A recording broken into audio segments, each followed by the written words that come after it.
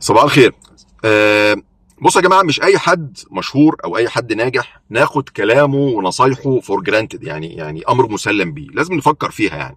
تمام، مش كل النصايح تصلح حتى لو طلع من انسان ناجح ومشهور وكل حاجه. هديك بعض الامثله. طبعا كلكم عارفين ارنولد شوازنيجر، الممثل المشهور الامريكي يعني. تمام، في له فيديو مشهور بيقول ان هو في حياته ما اعترفش بحاجه اسمها بلان بي، الخطه البديله او الخطه الاحتياطيه. دايما هو بيحط هدف، بيحط خطه وبيمشي عليها ولازم يحققها. ما بيعترفش ان هو يحط دايما في دماغه ان هو مش وارد ان هو يفشل. هو مش حاطط في دماغه انه وارد ان هو يفشل.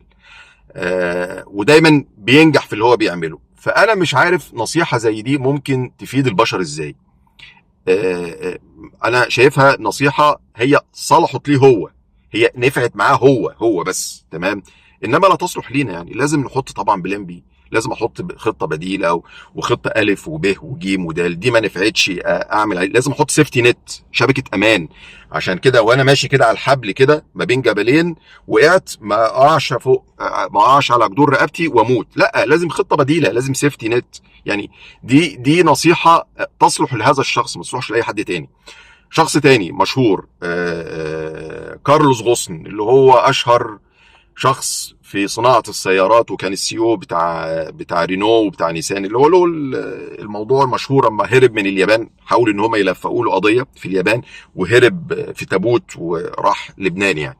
تمام، له برضه فيديو مشهور بيقول انه عمره في حياته ما بيخطط كتير. بيقول لك لا، التخطيط الكتير ده بالنسبه لي ما بيشتغلش، ما بينفعش معايا انا. ماشي، هو ما نفعش معاه. هو انا حسيت بصراحه، انا يعني ما صدقتوش قوي، يعني حسيت انه بيبالغ قوي. يعني ايه التخطيط الكتير ما بينفعش يعني، او ما لا يصلح؟ لا، التخطيط احنا مطالبين ان احنا نخطط ونعقلها ونتوكل. نخطط ما نقعدش كتير قوي ونسوف، بس في خطه، لازم يكون في خطه ولازم افكر. تمام، فيا جماعه النوعيه دي من النصايح انا شايفها ان هي لا تفيد.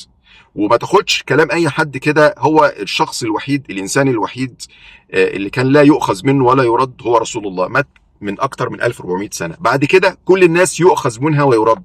تمام، اما تسمع نصيحه، تسمع كلمه، حاول تفلترها كده في دماغك وتشوفها هل تصلح ليك ولا لا. انا دايما كنت بقول يا جماعه ان تجارب النجاح بتاعت البني ادمين لا تستنسخ. مفيش حاجه كده كتالوج واحد نجح كتب كتالوج، كتب كده بروسيديرز، كتب كده ستيبس واجراءات انت مشيت عليها. انت لو مشيت عليها مليون في المية هتوصل. لا، ده ما بيحصلش. مش في الحياة، مش في الحياة اللي احنا عايشينها دي. تمام، فتجارب النجاح لا يتم استنساخها. انت لازم حضرتك تشوف ما يصلح ليك وتنفذه علشان تقدر توصل. وانت بتجرب في حاجات هتفشل، في حاجات هتظبط، الخلطة دي هتظبط منك، الخلطة دي هتبوظ منك.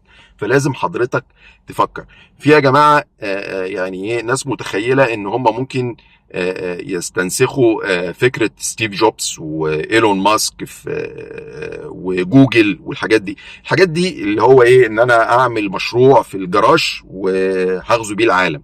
ماشي، دي في بعض البلدان ممكن تصلح. تمام، انما في بعض البلدان ممكن لا تصلح. دي مش دعوة للتشاؤم، دي دعوة للواقعية.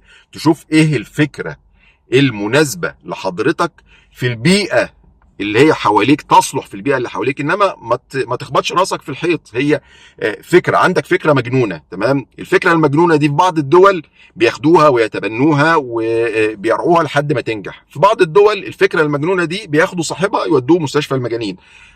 هي دي الظروف. لازم البيئه المحيطه والجو والمناخ اللي حواليك انت حضرتك تبقى واعي هل فكرتك هتصلح ولا لا. البذره دي اللي انت بتاخدها دي ساعات بتصلح في البيئه الطينيه ولا تصلح في البيئه الصحراويه، والعكس صحيح.